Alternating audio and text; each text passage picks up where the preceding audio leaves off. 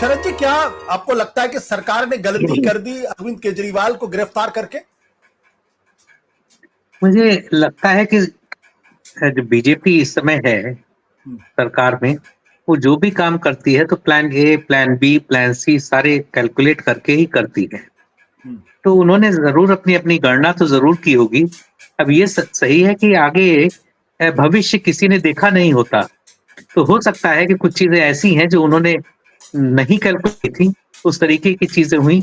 उन्होंने जरूर इस बात को ध्यान में रखा होगा कि अगर केजरीवाल को हम गिरफ्तार करेंगे तो उसका क्या असर पड़ेगा जनता पे, चुनाव पे, सारा कुछ सोच समझ के ही उन्होंने ऐसा कदम उठाया होगा। जब 2 महीने तक, बल्कि इतने दिन हो गए, 2 वर्ष हो गए लगभग इस केस को चलते हुए, और उनको लगातार 9-10 समन भेजे गए, उसके बाद वो नहीं आए। तो ऐसा नहीं है कि ईडी रुक नहीं सकती थी, 2 महीने और रुक जाती जब इतने दिन रुके थे। तो लेकिन ये जरूर ऊपर से ही फैसला लिया गया, ईडी के स्तर पे लिया जाने वाला ये फैसला नहीं है। तो चूंकि पॉलिटिकल फैसला है तो इस पे बीजेपी ने जरूर सोच समझ के काफी चीजें ध्यान में रख के किया होगा, लेकिन लगता तो है कि अब इससे चीजें उल्टी पड़ती नजर आ रही हैं। जो जो उन्होंने नहीं सोची थी उस तरीके की चीजें हो रही हैं, और इसका मुझे लगता है कि बीजेपी को थोड़ा सा नुकसान तो होगा। इसमें संजय सिंह को बेल मिल जाना एक बड़ा अकस्मात कार्य हुआ, क्योंकि शायद सरकार ने सोचा होगा कि मनीष सिसोदिया को बेल नहीं मिल रही, संजय सिंह को बेल नहीं मिल रही, अगर अरविंद केजरीवाल भी अरेस्ट हो जाते हैं तो उसके बाद पूरी तरीके से एक वैक्यूम क्रिएट हो जाएगा दिल्ली में लीडरशिप को लेकर, और शायद तब आम आदमी पार्टी बिखर सकती है, सरकार के स्तर पर भी दिक्कत पैदा हो सकती है।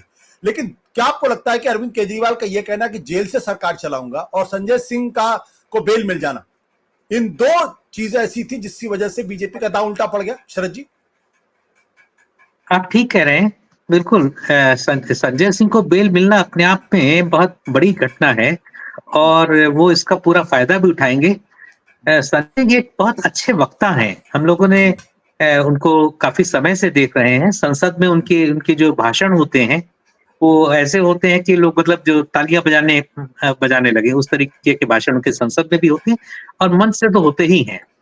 तो मुझे लगता है कि अभी तक जो बीजेपी में एक अच्छे वक्ता की कमी आ रही थी, कि लोग प्रेस कॉन्फ्रेंस तो करते थे लेकिन मंच पे खड़े होके जो लोगों की तालियां लूट ले, तो ऐसे किसी नेता की कमी थी जिसको संजय सिंह पूरी तरीके से भर सकते हैं। हालांकि भगवंत मान है इस तरीके के, लेकिन उनका पूरा पैन इंडिया कितना कितना उनका प्रेजेंस है, और फिर एक अकेला लीडर।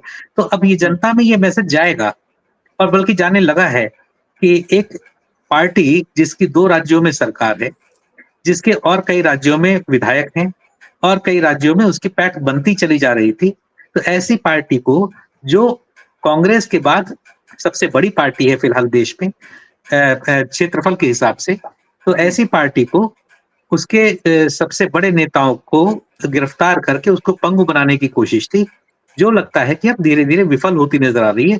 और जो आर्ग्यूमेंट दिए गए हैं केजरीवाल के, जो संजय सिंह के मामले में, मुझे लगता है कि वही आर्ग्यूमेंट दूसरे नेताओं पर भी लागू होंगे। और जिस तरह से कोर्ट ने कहा कि अगर आप उनकी जमानत का विरोध करते हैं तो फिर हमें जमानत के कारण गिनाने होंगे, इस पर सरकार की ओर से जो पेश हो रहे थे additional solicitor general SV Raju, तो वो कुछ घबराए। उन्होंने कहा कि ठीक है, आप लंच के बाद बताइए कि आप प्रेस करना चाहते हो, तो फिर हम कारण बताएंगे। तो कोर्ट अगर कारण बताता तो उसमें बताता कि आपका केस कमजोर है, उनके खिलाफ कोई कार्रवाई नहीं हुई, उनके खिलाफ कोई रिकवरी नहीं हुई है, तो इससे दूसरे जो आरोपी हैं उनके खिलाफ भी केस और कमजोर होता। तो इससे डर के सरकार ने कहा कि नहीं नहीं नहीं, हम नहीं चाहते कि इनका विरोध करें। तो अगर आप संजय सिंह की गिरफ्तारी का विरोध नहीं कर रहे हैं, तो आप बाकी लोगों की गिरफ्तारी का कैसे विरोध कर सकते हैं, जब एक ही मामला है, एक ही तरह के आरोप है सब पे।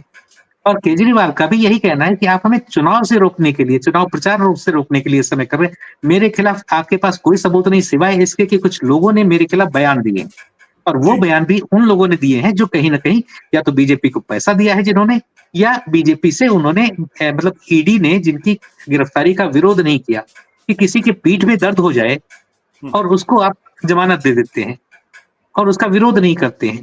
तो ये अपने आप में मतलब कितना हास्यास्पद मामला है कि किसी के पीठ में दर्द हो रहा है, उसको जमानत मिल जाएगी, और दूसरा आदमी जो 1.5 साल से बीमार है, उसकी पत्नी बीमार है, और उसको आप जेल में रखे हुए हैं। तो ये सारी चीजें मेरे ख्याल से धीरे-धीरे अदालत के सामने आएंगी। हर जो अगली हियरिंग होगी उसमें मुझे लगता है कि आम आदमी पार्टी और तेजी से अपना पक्ष रखेगी और सरकार को एक-एक कदम पीछे हटना पड़ेगा, ऐसा मुझे लग रहा है। सत्य हिंदी का ऐप डाउनलोड करें गूगल प्ले स्टोर पर।